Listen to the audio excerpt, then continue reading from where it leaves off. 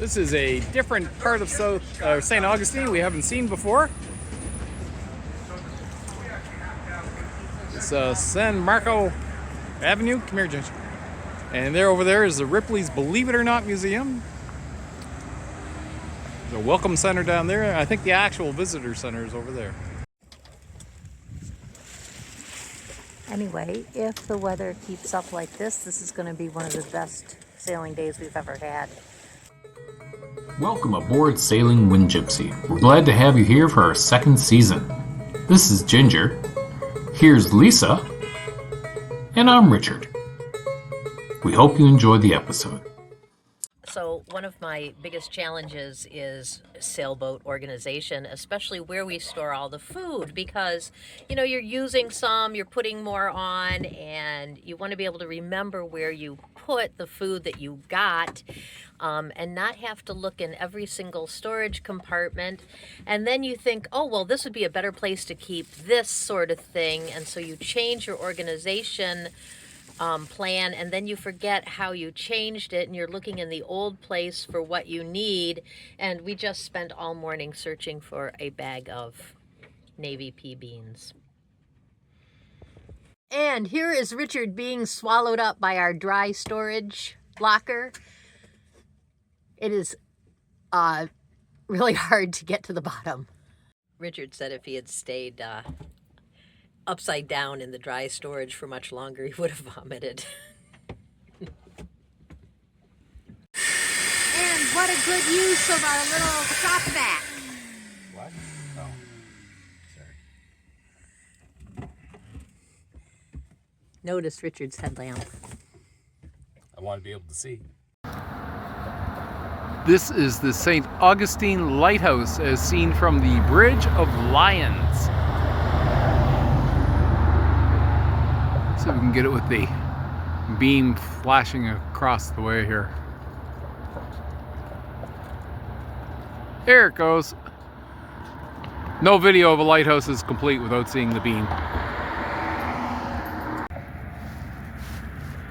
From the Bridgeoflions, here is the municipal marina. We were out that way at the mooring balls. And then this afternoon we came into the municipal marina.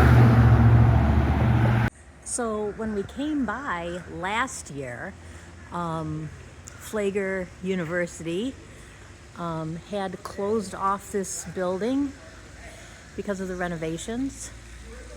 But this is the old Hotel Poncedleon, I think.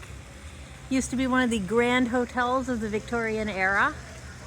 And people would come to vacation in Florida and stay here at this absolutely grand hotel. Can you imagine being a vacationer, a wealthy vacationer, in the late 1800s and sauntering around this magnificent hotel? And here we are in the lobby of the Poncedleon Hotel, now part of Flagler College. And after my own heart, they realized how important costuming is. And yeah, I would have to walk around in a dress like this if I were attending here or working here, or maybe even just visiting. And I lived in St. Augustine. Unfortunately, there's precious little room for costumes on our boat. And across from the Grand Hotel Poncedleon is the Villa Zorada, which is modeled after Spain's Alhambra Palace in the Moorish style. And it was also a hotel in the late Victorian era, as was this building down here, which is now a architecture museum. We have left St. Augustine, went under the other bridge, not the Bridgeoflions, because we're going down the ICW today. We waited and waited and waited. Just never got a good window to sail outside. That's what happens sometimes. Here's this anchorage on the other side here.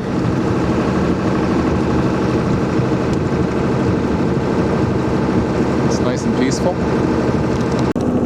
When you have the right day, the ocean's a pretty easy passage. You just set your sails, set your course, and you're gone. Now, if you have the wrong day, the ocean could be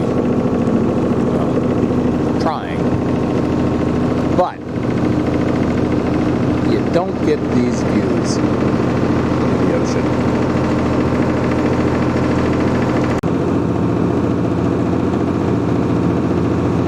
We are in the Daytona Beach area of Florida, and that is the Halifax River. And technically, this is Halifax. Not Nova Scotia though, but it's kind of neat for a boy from Nova Scotia.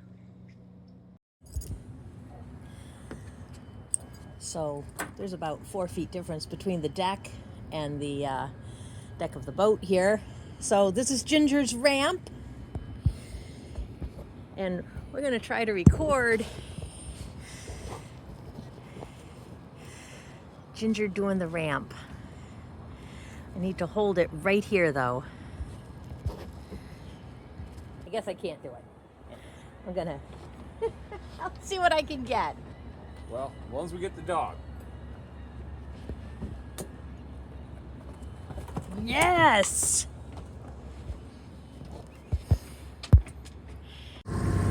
This orange lighthouse is pretty interesting. We're just coming down the river towards Cape Canaveral. I think we're still in the Halifax River. We might have left it, I'm not sure. So we'll have to look this up on the charts to see what lighthouse this is. It's not actually moving. We are. The trees aren't moving. We are. I want to emphasize that the lighthouse nor the trees are moving. It's our boat. And Lisa has just informed me, since she has a chart, it's the Poncedleoninlet. And even though the lighthouse looks like it's going to disappear, it's still there. The trees are there now, in front of us, between us. It's a free video, guys. You got to put up with my sense of humor sometimes. And there's Sea Tow. We just got through the shoaling at New Smyrna. He didn't get us today. And in the distance you can see the Poncedleoninlet Lighthouse. And this is New Smyrna, Florida.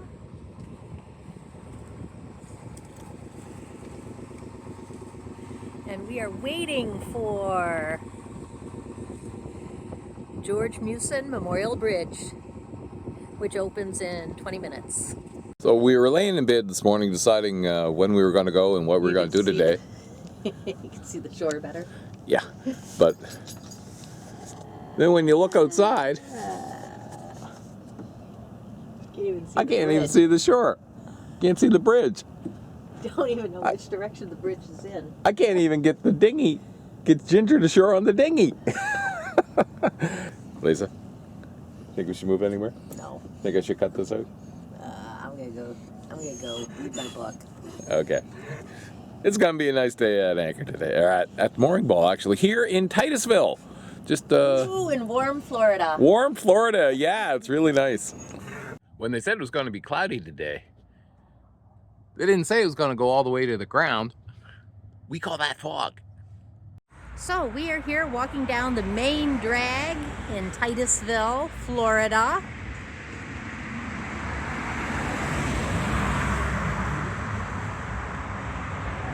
There's Richard and Ginger.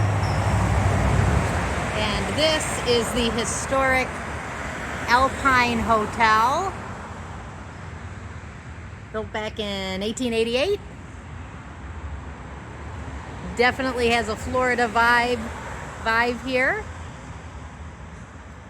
A lot of turn of the century buildings, not that old. I think it was founded in the late 1800s. But we're gonna go get ourselves some Cuban coffee. Okay, we're gonna try to get Ginger to sit in front of these dog angel wings. So I decided I would videotape it because I think the videotape will be hilarious. Oh, that's pretty good, Richard. I tried to get Richard to pose in front of the angel wings.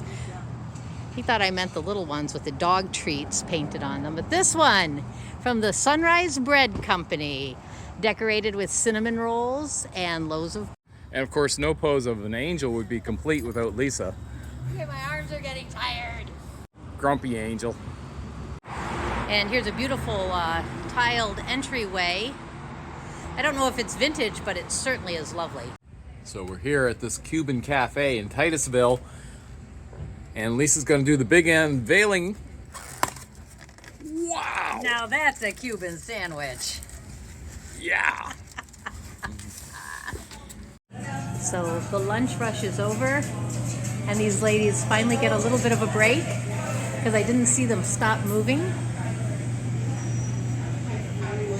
But charming little restaurant here in Titusville.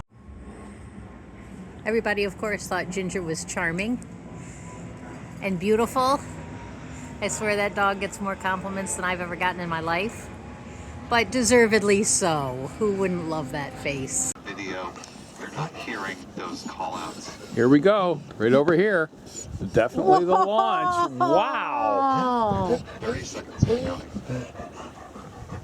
There's a little bit of a delay on Yeah. the Look at that go. broadcast.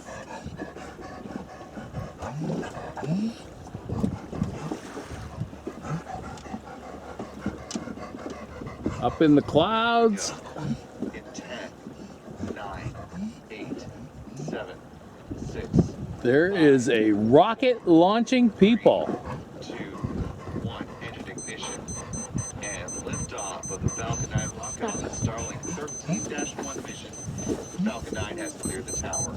You can hear the launch on the other phone from the website, but it actually launched 30 minutes before. Now we're hearing the noise from it.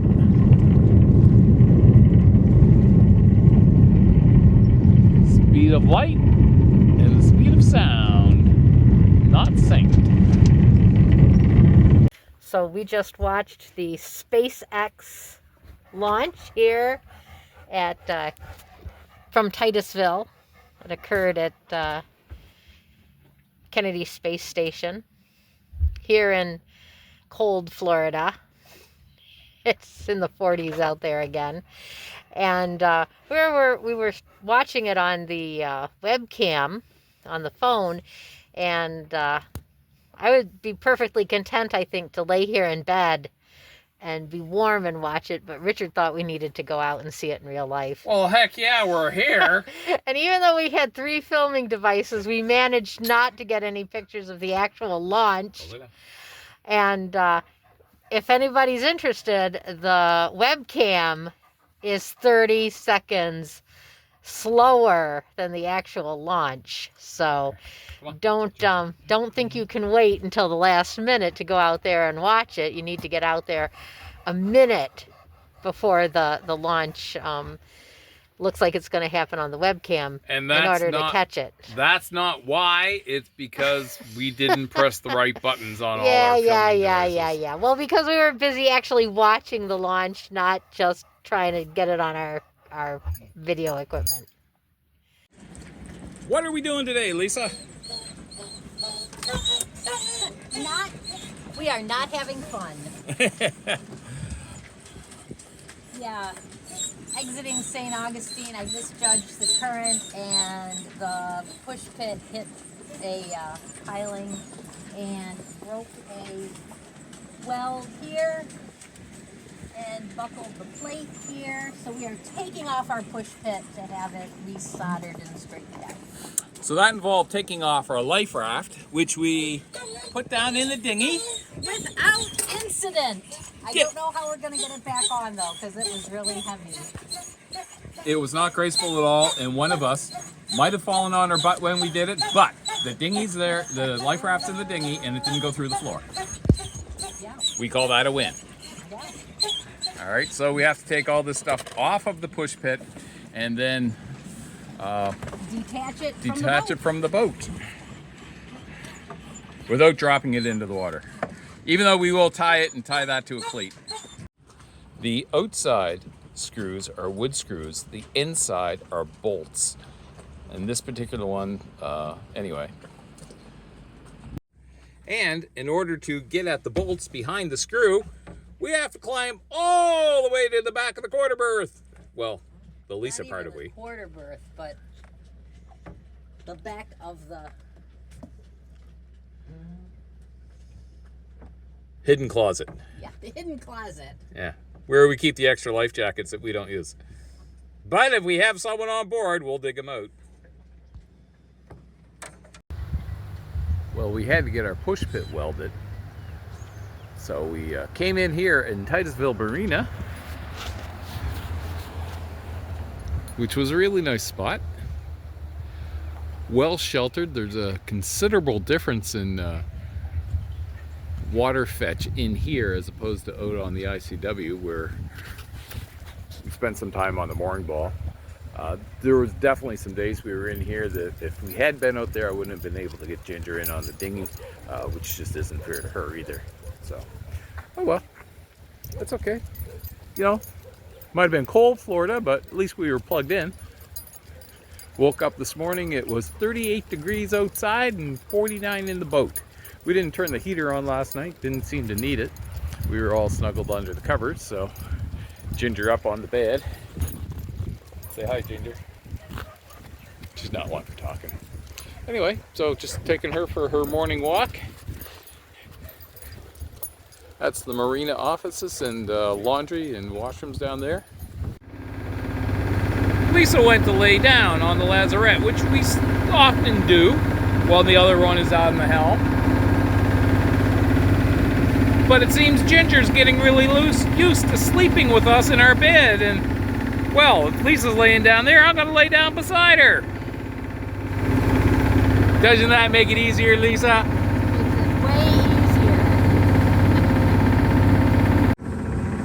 We are motor sailing down the ICW, and there is a schooner going past us in the opposite direction. Lovely boat, lovely boat.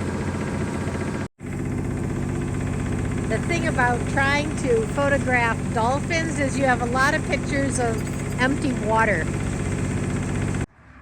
Beautiful night skies here in Melbourne, Florida.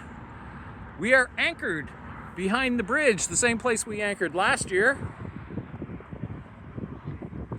We actually bought windscreens, so microphones. We just haven't hooked them up yet. So we got Ginger over. We're anchored. We're going to settle down for the night, and then tomorrow we're on our way to Vero Beach. It is a stunningly beautiful morning here in Vero Beach.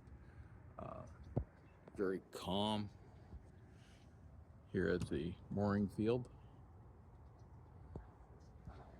I think one of the reasons I like this mooring field so much is just the solitude of it. I mean, there's a ton of boats, but we're nestled here in the mangroves. It's a well-protected anchorage. The water is usually pretty calm, but it's just a nice place to be. So this is a new experience for us. Here's the mooring ball. We are rafted onto another boat, which is not uncommon, but this boat is from Switzerland, and these people made it themselves.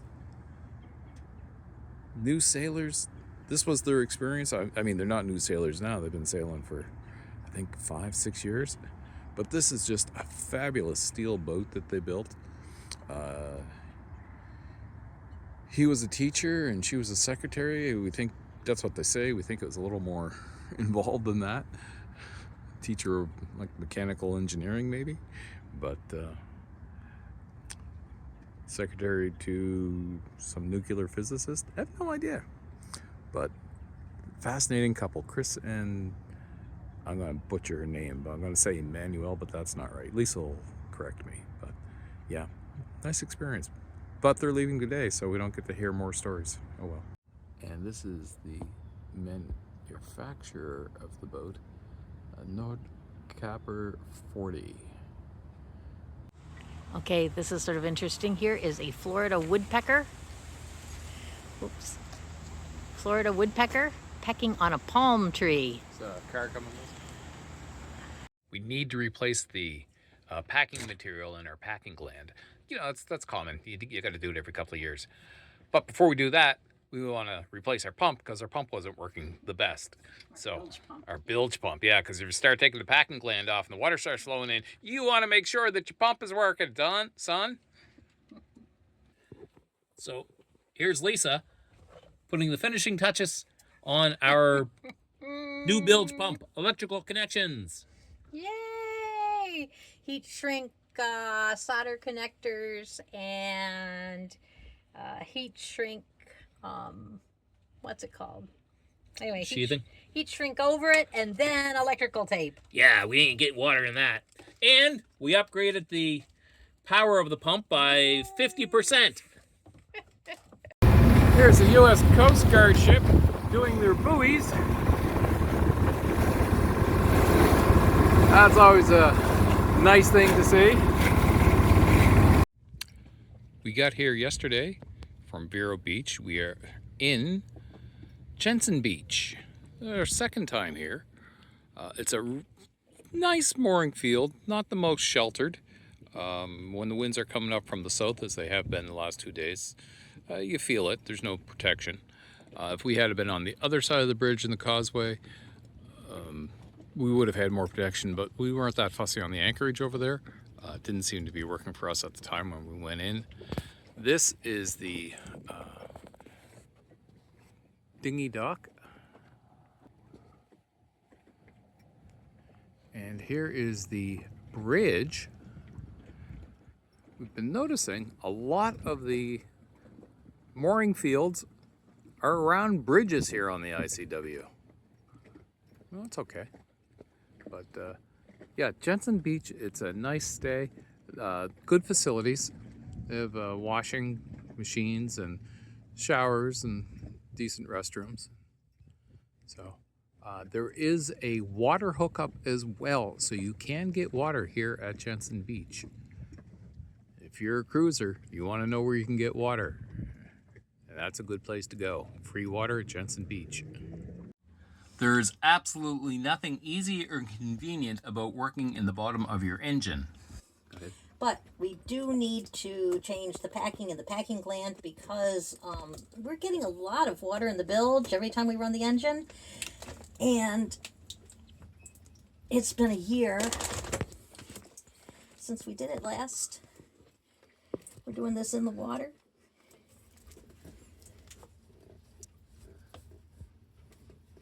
And so that is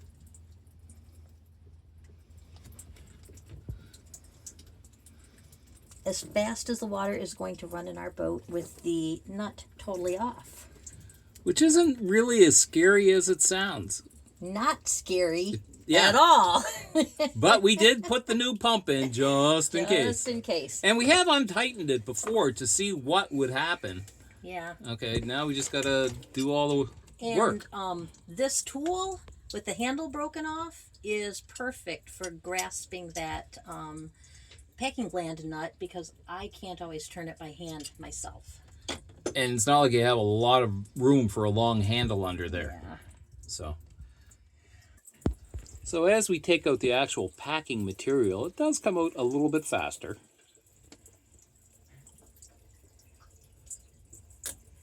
There's one piece of packing just sitting here. And I recall we put like 3 rounds in there.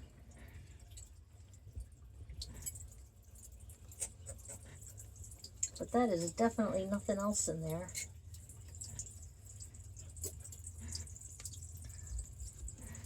So it must be in here. Using a hook to try and hook the packing is recommended. We're using a crochet hook. Not quite the same thing. And we did this before, and we also watched like 3 videos of people who really know what they're doing. Watch their videos. Watch their videos. Yeah, don't take ours as there a it how-to. is. Ha ha. There you go. Oops. Yeah, don't drop that down the bilge. The bilge is where we keep all lost screws and nuts.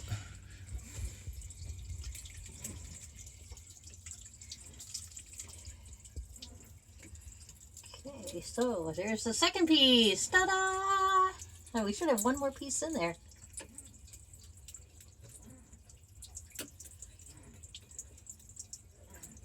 Maybe we should have cut those other ones before.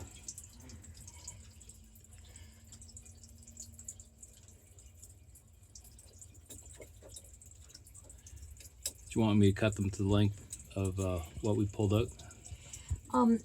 No, because I did read an interesting way to try to cut it to make it overlap better. Or maybe it's just like broken up pieces.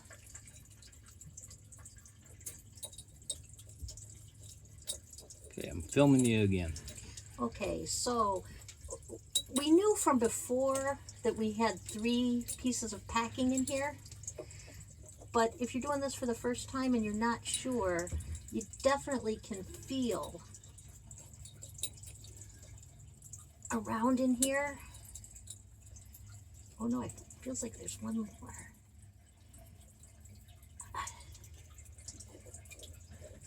And maybe it's just that this last one is so deteriorated that we're pulling out little pieces. But you'll feel when you've gotten it all out, because it'll feel hard and metallic, not squishy and fibrous.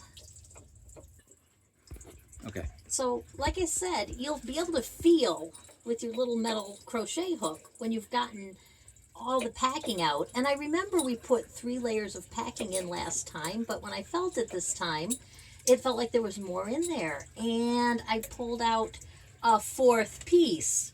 But this, I think, has been in there since we bought the boat, and we neglected to take it out last time because we didn't realize it was in there. So we actually have 4 layers of packing in our packinggland. So don't do what we did. Don't do what we did. Learn from our mistakes. And watch a real expert do it on their video. Although the experts usually don't show you the mistakes. Yeah, that's true. So, can you get me that piece of fine sandpaper? I'm just gonna sandpaper this. Yep. Okay. So now that we got the nut off and all the packing out of the nut, I'm gonna back off this nut.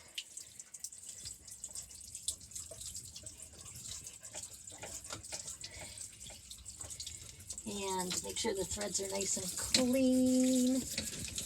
And we're going to put a little grease on the threads. Okay, I got a different angle. Point at the nut that you just backed off. So I'm going to back off this nut. This is not Can you turn your hand upside down so the nice people at home can see it? this There nut. you go. Okay. Not the one that holds the packing, but the one that keeps it from moving down the shaft and definitely locks it in place. All right. The locking nut, that's what it's called. Ooh, fancy terms. This, the packinggland and the nut are bronze, so don't use steel wool or Anything harder than bronze. yeah. So it's one of those brass battery brushes. So, interesting. You folks might be saying, don't drop the phone in the bilge, Richard. And I'm really going to try not to. But it wouldn't be the first time I dropped a phone in the bilge. Let me tell you, salt water and phones don't mix. But that would have been like in 2020. I was going to say, I blocked that from my memory, apparently. Okay. Oh, that was on Dad's boat years ago. We measured how much water is actually coming out, and it's 6 pints per minute. So, once the packinggland is on the shaft and you tighten the lock nut, you can adjust how fast it's dripping. It's dripping a little fast right now, but I think it's because the flax needs time to absorb water and swell a little bit, and we'll check on that again tomorrow. In the meantime, since we're here, what better time to clean the raw water filter. So we're gonna close this sea cock, and we're gonna remember to open it when we're finished this time. Yeah, we made that mistake once before.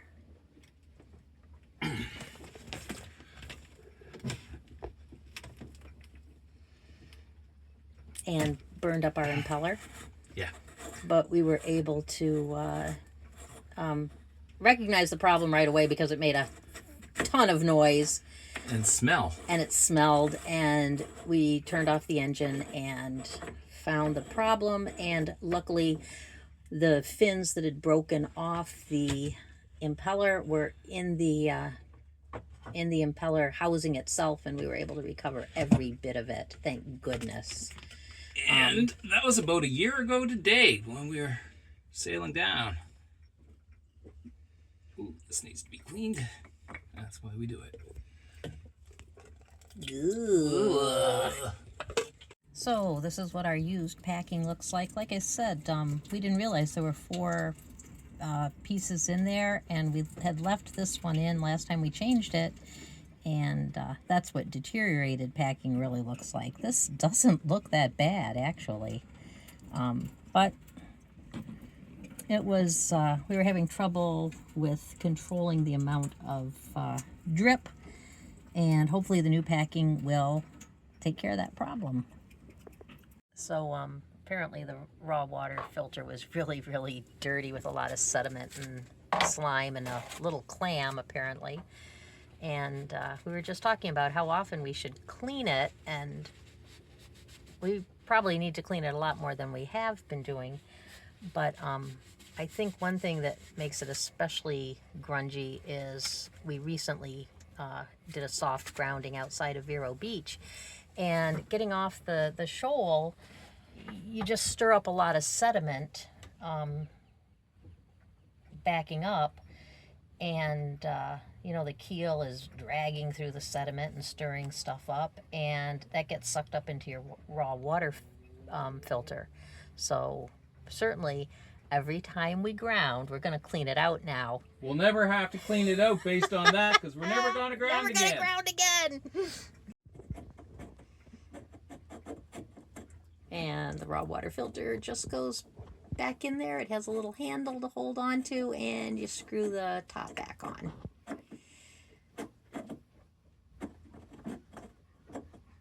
I'll edit this so it looks like I do it slickly. You want to put a little grease on it? Never put grease on it. I have never put grease on it.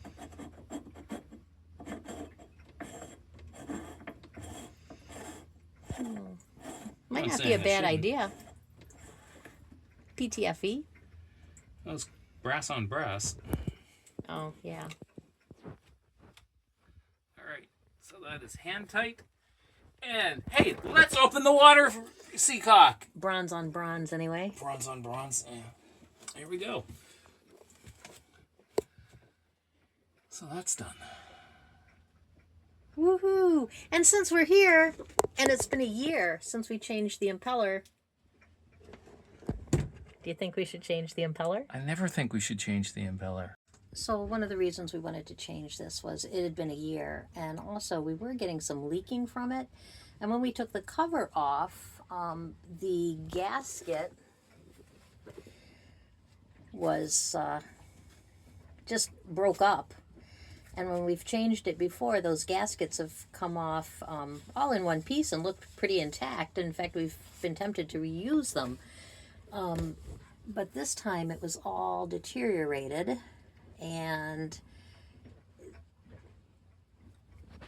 the impeller itself looks good. And I'm just taking a picture to make sure that I remember that the fins go this way. So I am a little concerned. After I cleaned off the remains of the old gasket, this definitely looks scored from the impeller, and you can see a little corrosion because you can see the pink copper in the bronze. We do have a replacement cover here for the impeller somewhere. I don't know what that little piece of green stuff is. Volvo paint. But like I said, I don't know if this is a problem or not with the apparent scoring. I don't remember that being on there before, but this year we have used the engine more than we have in the past, so we'll see. We are improving the insulation area for our bougie freezer, so it won't take as much power to continue to keep it at 0 degrees. That's the theory behind everything. Yeah, the theory. 6. This was a neat mooring field here in Jensen Beach. Ran into our friends Bill and Taru. We met in Little Washington, North Carolina, and nice folks in this catamaran over here are from South Haven, Michigan. So that was kind of neat. And Jensen Beach was another nice visit. There's great vegetable markets, a decent walk to the Publix, a lot of restaurants that we don't go to. I'm sure they're good. An amazing Volvo dealer. Oh, Sam. yeah. Sam. Gary Woods Marine. Yeah, where's he at? He's 7 miles away. City. Palm City. Yeah, you need Volvo parts, you call Sam at Gary Woods. He'll set you up. So, but yeah. So goodbye to Jensen Harbor, and we're moving along. An osprey nest with an osprey in it, and another one coming. I'm hoping I'm getting it on film because I can't see anything. And I'm old, I said film.